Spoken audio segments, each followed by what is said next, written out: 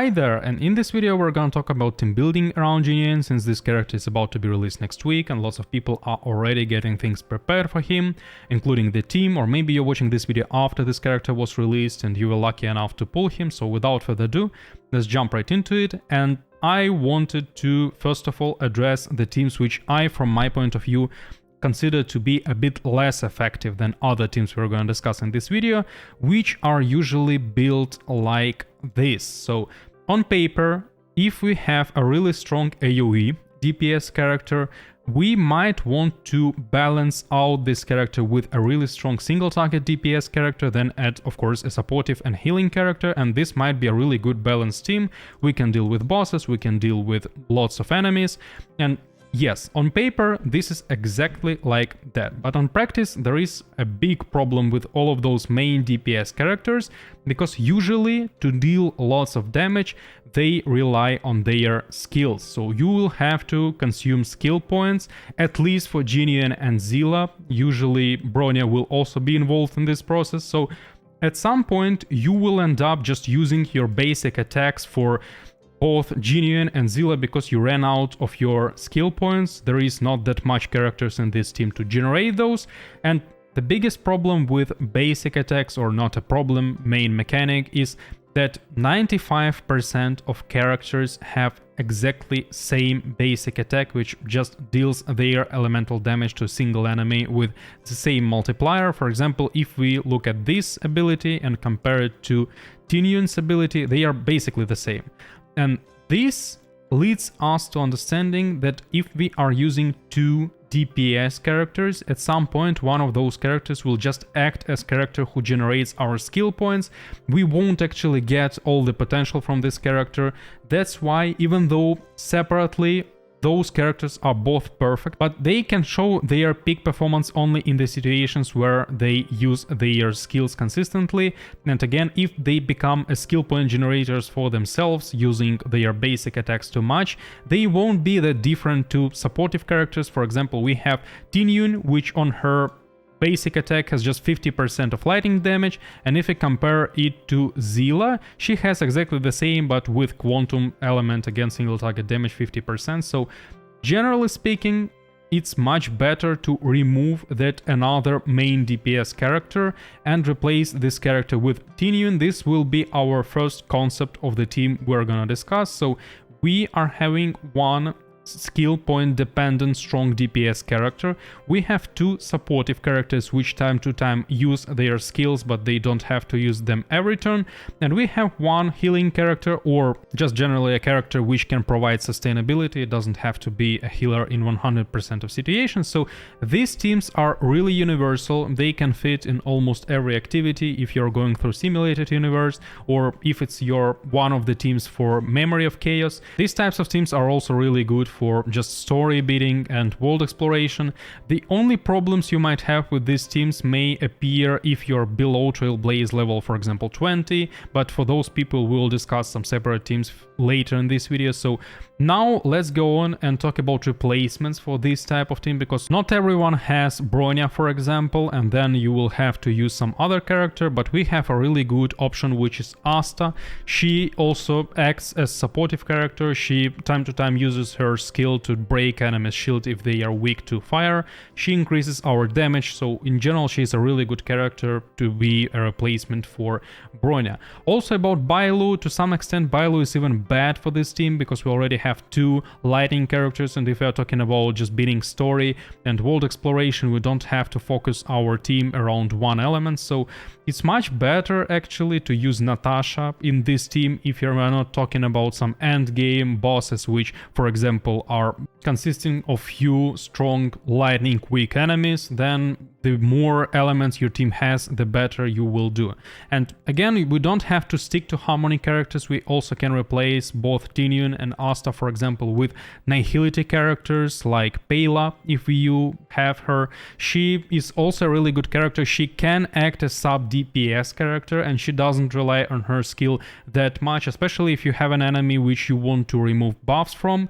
Then Pela might be a really good option. You also can use Welt, as well as any other other utility nihility character, because we also have like a DOT nihility characters which are a bit specific. They are not meant for this team exactly.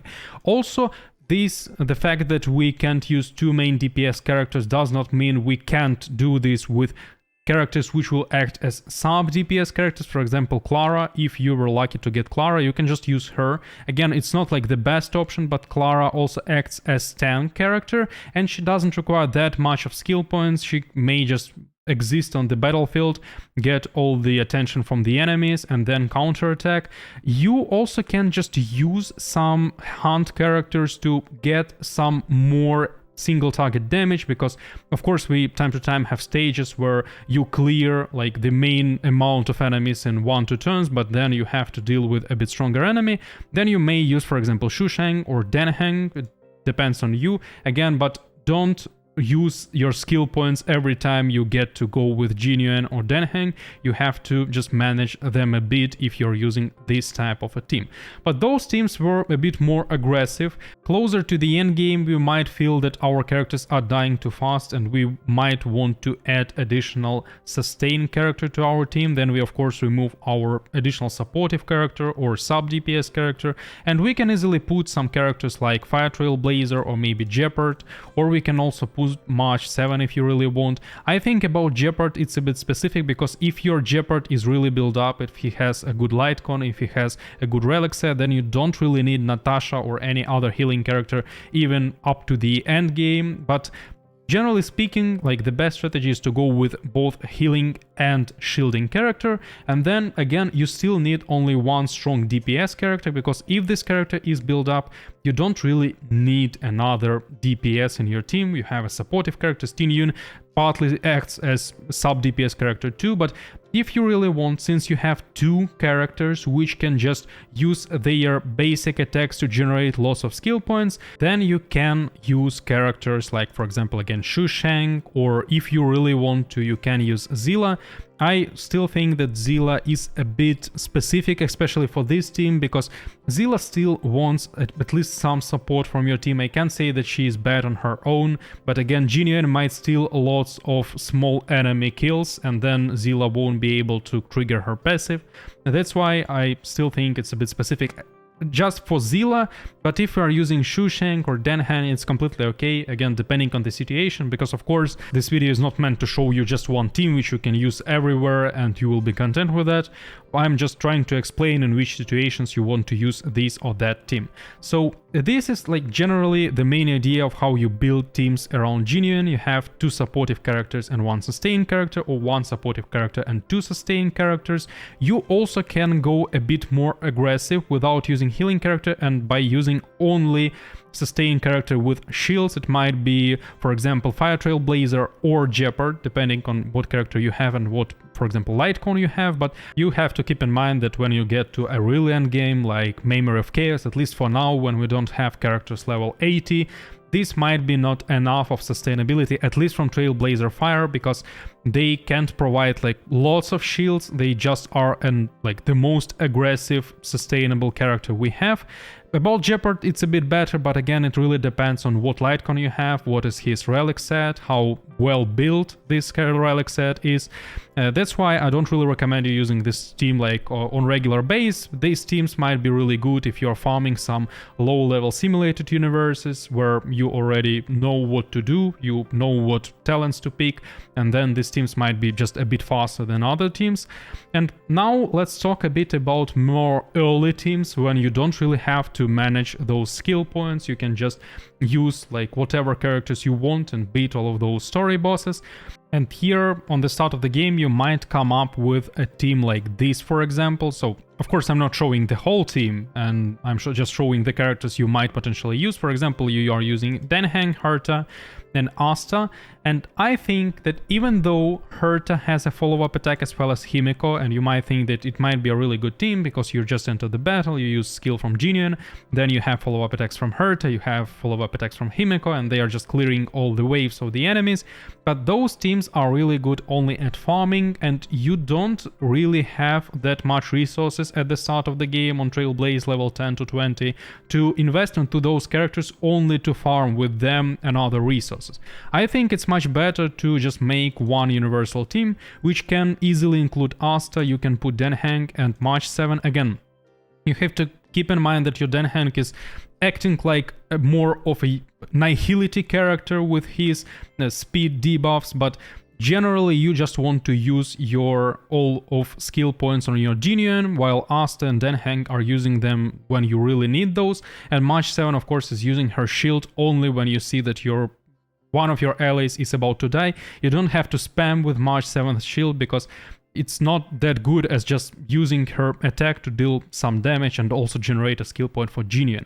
So this is how you can build again teams for the start of the game, and then you can start replacing your characters. Like for example, you can replace March 7 with Natasha, you can replace your Asta with Jing Yuan, or you can replace your Den Heng with Jing Yuan, and then you can maybe already get some additional 5-star characters which also can combine and perform really good, again depending on the situation, on the enemies you have. And that's basically it. Again, the main mistakes: you don't have to try using Jing Yuan with other strong DPS characters which also want the attention from your allies, which also want buffs, because for example if you're using Zilla, again let's imagine we have this type of a comp which is like the worst you can actually do, but let's pretend you are using this team, then you enter the battle, you use your Zilla's attack, I mean E, of course, then we are using Jing Yuan's buff on Zilla, then we are using, for example, Bronya's buff on Zilla, then we are again using Zilla's attack, and then we have Jing Yuan without any single buff from your allies, without a skill point. He acts exactly like, for example, Herta. Even Herta with her follow-up attacks might be just a bit more consistent because she guarantees her follow-up attack if Zilla gets any enemy below 50, while for Jing Yuan, again, if you're always out of skill points, you can't stack up your Lightning Lord at all. So these types of teams, they are really not that good. I'm not saying that those characters separately are bad, of course not. I just think that especially for Memory of Chaos, where you have to have two teams, it's much better to split your main DPS characters. You have Zilla in one team and Jing Yuan in other team, and they will perform much better than in combination in one team, while your second team will just consist of some random 4-star characters which you never invested in. So that's basically it. Again, I'm not saying that I'm the best at team building, I just wanted to give you a few suggestions. Maybe I'm mistaken with something, because of course after Jing Yuan will be officially released, maybe he will be also changed a bit, and then people will come up with some better teams maybe, or maybe you already have some ideas which I didn't show in this video, so feel free to share in the comment section which team you are planning to use with Jing Yuan, or maybe you think I'm mistaken in something, then just give your opinion in the comment section. I'll really appreciate that. That will also help the channel. So thanks for all the comments and likes and subscriptions you gave. And that's it. Thanks for your kind attention, and see you soon.